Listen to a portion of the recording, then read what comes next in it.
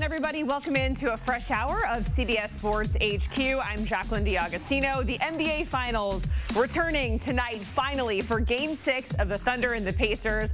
The Thunder have to travel over to Indianapolis, where we know they've been better on their home court than on the road. So that is interesting. With a win tonight, the Thunder, they're going to get their first championship since 1979, when they weren't even the OKC Thunder. They were still the Seattle Supersonics, so seeking that first trophy since relocating to Oklahoma City. So yes, indeed, they get to return to their home court, but the big story here is Tyrese Haliburton saying, if I can walk, I want to play. We know he is dealing with that strained calf. We saw that really impact him heavily in Game 5. Tyrese Haliburton still questionable, a game time decision, and I don't know, with the pace of play with the Pacers, they're not walking. They're like running down the court trying to get to 110, so we'll have to see. But we have a special treat here for Game 6. John Gonzalez joining us in-house with Brad Botkin. Gentlemen, great to have you guys together in the flesh. Yeah, I know, wonderful. First time. So we have a lot to dive into, and we are starting with Tyrese Haliburton, right? Because Rick Carlisle saying on a local radio station will likely be listed as questionable, probably going to be a game time decision for Game 6. If you're a Pacers fan, you're probably a little bit nervous seeing what you saw in Game 5, where he was very, very unproductive. And here is that full quote from Rick Carlisle to 107.5 The Fan there in Indianapolis. John, I'll come to you first. Hi. If he doesn't play, or if he's 50% Tyrese Haliburton, which I don't even know what percent we saw in Game 5, it was like maybe 10. Who are you looking to step up? You can't replace him, but who are you looking to kind of really step up and have that next man up mentality, I suppose? Yeah, the natural progression, I guess, would be TJ McConnell. TJ had a really good third quarter in Game 5. They went back to him late. I thought probably a little too late. Rick Carlisle has been excellent, not just this postseason, but his entire career, pulling the right levers at the right time.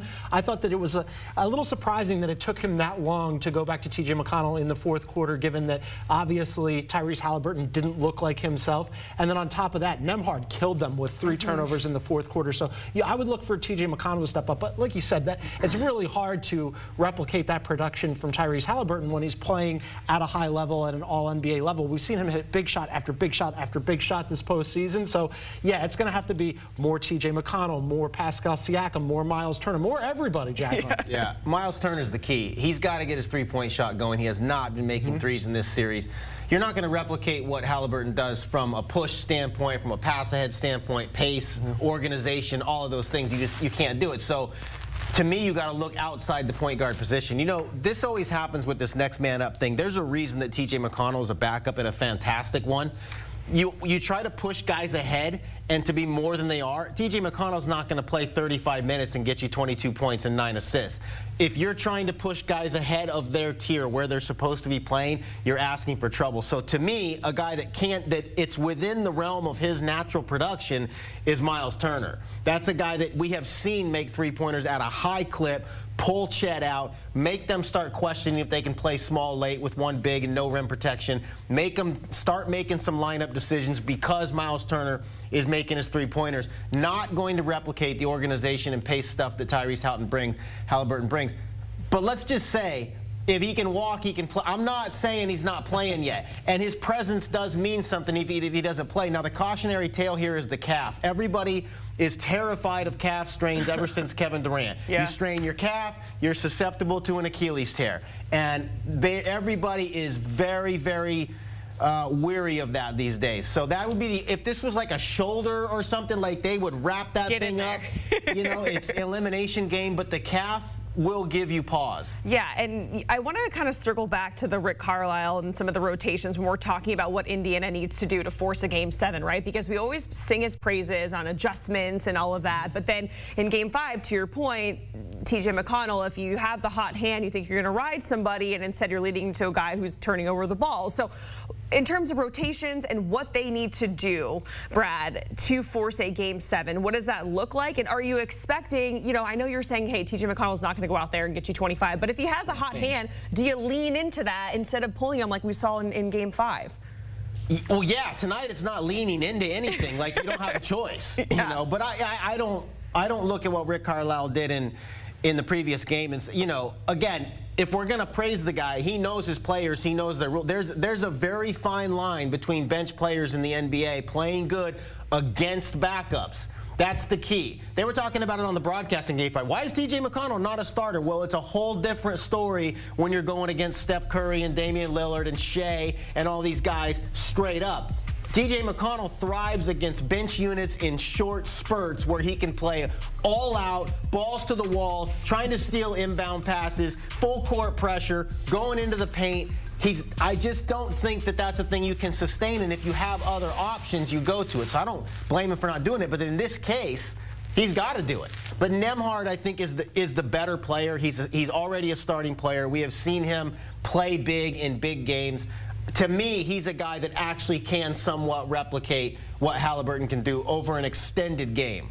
And if we go to the OKC side of things, right, because now they have to hit the road where the splits with their record at home in the playoffs versus their record on the road, it's very different. 10-2 on their home court. We've heard that as a very hostile environment, John. 5-4 on the road. Does that, if you're a Pacers fan, does that give you any sort of hope where you're seeing the split for them on the road? It's a little bit more difficult for them to snag wins here. Yeah, a little bit of hope, right? I mean, you're clinging on to anything you can right now if you're the Indiana Pacers and their fans, because look, you don't know what kind of Tyrese Haliburton you're going to get. They have been good at home, the Pacers have been, in the Fieldhouse. The Fieldhouse, I would expect, is going to be rocking tonight. They don't want their season to end. I mean, they're already playing with house money. This has been a really successful season for the Indiana Pacers. Nobody expected them to make it to the NBA Finals. I didn't even expect them to make it back to the Eastern Conference Finals. And not long ago, Tyrese Haliburton was sitting up at the dais and saying, nobody believed in us, right? Well, normally when athletes say that, I roll my eyes. It's a cliche. I've had enough of this, right? But in their case, they're absolutely right. Outside of Indiana, outside of that fan base and that organization, nobody believed in them. So yes, you look at Oklahoma City Thunder being 5-4 on the road in the postseason, and you go, maybe we can shock people one more time tonight, get another win, send it back to Oklahoma City for Game 7, keep the series alive, and then maybe give Tyrese Haliburton a little bit of time to heal up, and then who knows what happens in a Game 7. Yeah, they were in the Eastern Conference Finals, and we're like, is this team for real? Which is kind of insane, because if it was the Knicks and the Celtics, we would not be having that conversation whatsoever. I want to reflect back on Game 5, because we saw SGA and Jalen Williams combine for 71 points in that game. J-Dub had 40, all in his own right. And Brad, I remember we went back and we were talking about Team USA versus the world teams, and you had put Jalen Williams in your starting lineup over LeBron James. Yeah. So do you think that he is the best number 2 option in the association? I know you think very, very highly of him going back to your starting 5 of Team USA. Oh, I think highly of him, no question. You know, it's a tough category because who's number 2? So, like, if Kevin Durant stays in Phoenix, like, is Devin Booker a number 2? You know, is Luka or LeBron a number 2? But in that traditional sense, where there's a clear hierarchy between 1 and 2 on a team, he's the best number 2 in the league. I don't see an argument to the contrary. This is a guy who can win games in a multitude of ways for your team. So you have a lot of specialists in the NBA, but there aren't many guys, even number 1s, that can do on both ends of the court what Jalen Williams can do. He can shoot. He's one of the best isolation players in the league. And that goes a long way when you're playing with the best isolation player in the league, who's going to draw doubles, and you're going to get the ball swung to your side, and you're going to get one-on-one creation opportunities. He defends. He pushes the ball. What I love about him most is he can play off the ball. So this is a guy that can, honestly, is probably one of the 7 or 8 best individual shot creators in the league. And yet, he is not uncomfortable waiting his turn. He's not uncomfortable letting Shea organize, conduct a possession, and wait for it to come to him. He's a sensational cutter. If you go back and watch those 40 points that he scored in Game 5, like the first 10 or 12 of them were transition finishes, flashes to the paint, backdoor cuts. These are things that role players do. So he's a star player who accepts his role. So valuable. I cannot think of a true number 2. Like if Kevin Durant joins Anthony Edwards, then who's 1 and who's 2? But a true number 2, he's my guy. Okay. What say you, John? Yeah, he's boxing us in here on the whole true number 2 thing, but you're absolutely right about that because I went through. Normally with Brad's takes, I have to take a step back and think about this for a second. Oh man! But on this one, because it can be a little spicy when Brad comes up with these. But he's right about this because if we're not doing Luka and LeBron, if we're not doing, then I go. You can do LeBron. He's better than LeBron. Okay, you can do that one. Okay, so LeBron is interesting. Like Jimmy and Steph are interesting. Jimmy and Steph is interesting. What do you do about Kyrie and Anthony Davis? That's one of those situations. My caveat for that was Kyrie's out, so Davis is the one. Yeah, okay. Well, with respect to Jalen Williams, yeah, he's unbelievable. I mean, this team, the one thing that I have a little bit of umbrage with that we've seen him improve on in the finals is when you were saying it's okay for him to watch SGA and have him set things up. Generally, yes, but I'd like to see a more assertive Jalen Williams. Earlier in the postseason, he was sort of inconsistent, but in the finals, what we've seen is that aggressive hunting for his shots, looking to score Jalen Williams, and really being like not just the backup option, but the 1A option to SGA. When those two guys are cooking at the same time, Oklahoma City is nigh unstoppable, and now you've seen him score over 25 points in 3 straight NBA Finals games, and what has happened? They've won the last 2 of them. They've really put the Pacers up against it. So Jalen Williams, when he's, this is the first season that he made All-Star, All-NBA, and All-Defense, that raises your level. Now all of a sudden everybody's paying attention to you, everybody's looking to you, and not just to be the guy behind SGA, but to be the guy standing right beside him. It's an interesting point about how aggressive he should be, because from afar it's easy to say this guy's got all the goods and they're really good when both those guys are cooking. Go do it. In real time, it's a tough adjustment to make when you've got, let's just call Shea the Michael Jordan of the team. He's the Scottie Pippen. It's very difficult in real time to judge when to hit the gas when Shea's next to you. We saw Jimmy Butler have trouble with this when Steph Curry's out there. There is an awareness of being the number 2 when one of the best players in the world is right next to you to just say, take the ball, I'm taking this possession. So he's learning that part as it goes.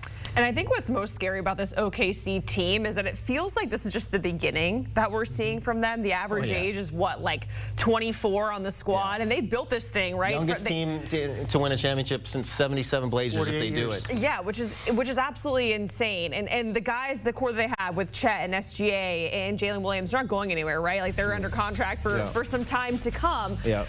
So if they do win, and we're seeing it here, most wins in this season, including the playoffs, you're in a pretty good company. If you're like kind of in this territory, right? John, where would this team rank all time in NBA history if they do win, and in the fashion that they did do it to get to the finals? Yeah, exactly. I mean, it's what you said. They're so young for them to be doing this soon. I know last year everybody had their questions because they got bounced out in the second round. Oh, could a young team win in the postseason when things got tight? Well, asked and answered so far. They're 1 away from an NBA championship, and what a season they had. They were #1 in point differential, not just this season, but in NBA history. They had the #1 defense. We've seen how good they've been with that defense generating offense. #1 in turnovers, #1 in points off of turnovers. They're just, and to be, their average age is 25 and a half years old. They've got an MVP already. They've got 2 All-NBA selections. They've got multiple players who have made All-Defense, not just this year, but in previous years. That bench is loaded. They've got a Coach of the Year. They've got an Executive of the Year. Where do they rank? I mean, I know that we like to talk about superlatives, but they're going to be one of the best teams in NBA history, and it's wild to think about because this team isn't just set up for this year. They're set up for the long haul, and they're not going anywhere anytime soon. Yeah, so the caveat to this is if we're talking about multiple championships, that's the thing that separates like the Durant Curry Warriors and the Jordan Pippen Bulls and the Magic Lakers and Bird Celtics and Russell Celtics and the Big 3 in Miami and the Bad Boys. Like all these teams have had multiple championships. Now we're projecting that this team is going to have multiple championships. It's a very different landscape no matter how good you are in today's NBA. The talent is so deep and so spread out. Injuries, all kinds of things come into play. I can't guarantee they're going to win. I can't even guarantee they're going to win tonight. But let's say they win. Let's say they win this championship. It's a whole nother mountain to climb again. So that's an exclusive group that they aren't into yet. If we look at this through the prism of single seasons, single season dominant teams, they have to be there. The 84 wins, one of the best defenses ever. Like that part we can say. The point differential, the blowouts. If you look at like number of 30-point wins in the playoffs, I think 4 30-point wins in the playoffs, never been done before. There's all kinds of bullet points that you could get here that would suggest in a single season. When was the last time somebody had an MVP scoring title and finals MVP? That's going to happen if Shea wins tonight. There's all kinds of bullet points to suggest that from a single season standpoint, this is One of the 10 best teams we've seen, 10 best seasons we've seen. Yeah, and to your point, we've had, what, 7 different champions in the NBA. Yeah, it's tough. So the dynasty part, we're all talking about it because of the age, but it's tough. Tough to repeat in this day and age in the NBA. All right, getting a look at the schedule. Game 6, that is tonight in Indy, where OKC has the chance to close this thing out. If there is a Game 7, if somehow the Pacers and Tyrese Haliburton, if we see 50% Tyrese, 80%, whatever it is, if they force a Game 7, that's going to be on Sunday in OKC.